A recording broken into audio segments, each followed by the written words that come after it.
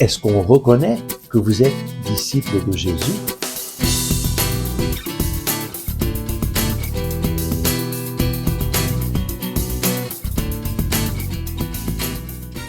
Le Christ est ressuscité. Chers amis, bonjour. Nous continuons notre préparation à Noël. Nous avons vu comment améliorer notre relation avec Dieu le Père, qui nous aime personnellement, qui veut le meilleur pour nous, qui a un projet merveilleux pour notre vie, comment lui parler comme un papa. Nous avons vu comment améliorer notre relation avec Jésus, le Sauveur, apprendre à l'accueillir dans nos vies chaque jour, à lui donner la place dans nos vies et à reconnaître tout ce qu'il a fait pour nous lorsqu'il est venu sur notre terre. Nous avons vu comment améliorer notre relation avec le Saint-Esprit, cet autre paraclet, cet autre conseiller que Jésus a envoyé d'auprès du Père pour qu'il soit avec nous toujours, qu'il nous accompagne partout où nous allons et qu'il nous donne de comprendre la parole de Dieu et qu'il nous donne cette force pour annoncer la parole d'amour de Dieu aux hommes. Maintenant, nous allons nous concentrer sur une autre relation, la relation avec les autres. Et nous lisons de l'Évangile selon saint Jean au chapitre 13, versets 34 et 35. Je vous donne un commandement nouveau. Vous aimez les uns les autres comme je vous ai aimé. Aimez-vous les uns les autres. À ceci, tous reconnaîtront que vous êtes mes disciples, si vous avez de l'amour les uns pour les autres. À ceci, tous reconnaîtront que vous êtes mes disciples, si vous avez de l'amour les uns pour les autres. Est-ce qu'on reconnaît que vous êtes disciples de Jésus? Est-ce que les gens, en vous voyant, sont touchés et se disent « Waouh, cette personne est différente. Il y a quelque chose de beau en elle. » Est-ce que les personnes sont attirées lorsqu'elles te voient ou lorsqu'elles te voient ensemble avec d'autres chrétiens?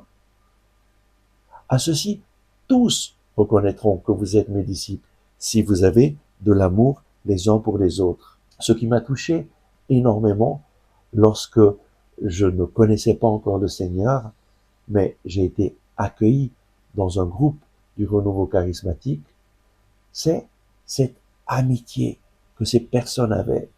Lorsque je suis arrivé la première fois, ils m'ont accueilli avec amour, les bras grands ouverts, comme s'ils me connaissaient et c'étaient tous des étrangers. Je ne les avais jamais vus. Et on a fait cette retraite et durant cette retraite, j'ai accueilli Jésus dans ma vie. Et j'ai fait l'expérience de l'amour de Jésus pour moi, de son pardon. Ma vie a été transformée radicalement. Et je me rappelle, après cette expérience, j'ai regardé autour de moi et je vois des frères et sœurs. Ces personnes qui étaient jusque-là seulement des personnes que j'avais rencontrées le jour avant. Ces personnes sont devenues mes frères et mes sœurs. J'ai fait l'expérience que j'ai besoin de ces personnes pour pouvoir grandir dans la communion avec Dieu. Et dès ce jour-là, j'ai décidé de m'unir à un groupe de prière et d'aller chaque semaine à un groupe de prière. Pourquoi? Parce que je sentais le besoin de rencontrer Dieu et je savais que j'avais besoin de ces personnes avec lesquelles j'avais prié, qui m'avaient aidé à rencontrer Jésus. J'avais besoin de prier chaque semaine avec elles. Et ça a été une expérience extraordinaire. J'ai appris à prier, à me relationner avec Dieu à travers des personnes toutes simples. Moi, j'étais étudiant à l'école polytechnique fédérale de Zurich. Je me sentais, à l'époque, supérieur aux gens qui n'avaient pas fait d'études. Mais là, j'ai commencé à apprendre à prier grâce à des personnes qui avaient juste fini l'école primaire. Je me rappelle cet homme, Giuseppe Joseph, qui avait fait juste l'école primaire et travaillait des travaux très lourds, mais lorsqu'il priait, je ressentais la présence du Seigneur. Et j'ai appris à prier grâce à lui, en l'écoutant et en faisant comme lui.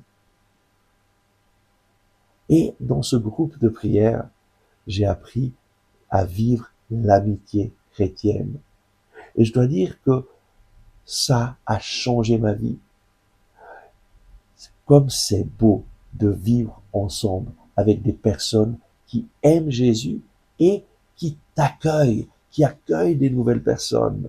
Généralement, lorsque les personnes arrivent dans nos oasis de la colonie à Jean-Baptiste, ce qui touche, la première chose, c'est l'accueil, de se sentir accueilli, aimé. Voilà le signe qui touche les cœurs, qui transforme les vies. À ceci, tous reconnaîtront que vous êtes mes disciples si vous avez de l'amour les uns pour les autres. Mon frère, ma sœur, décide de ne pas rester seul, mais de t'unir à d'autres personnes qui connaissent Jésus, qui marchent avec Jésus, de prier avec ces personnes. Et alors, nous allons être un signe pour le monde. Les personnes qui vont venir vont se sentir touchées, aimées, accueillies. Prions.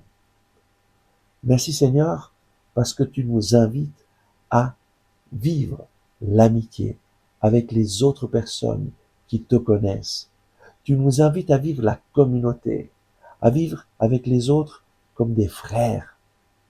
Donne-nous Seigneur de ne pas rester seuls, mais de nous unir à des personnes qui te connaissent, de prier ensemble, de lire la Bible ensemble, afin que toi, tu puisses te manifester dans notre vie et nous parler, nous transformer, et surtout que nous soyons une communauté de frères qui s'aiment les uns les autres, afin que ton amour puisse toucher les personnes qui viennent. Amen.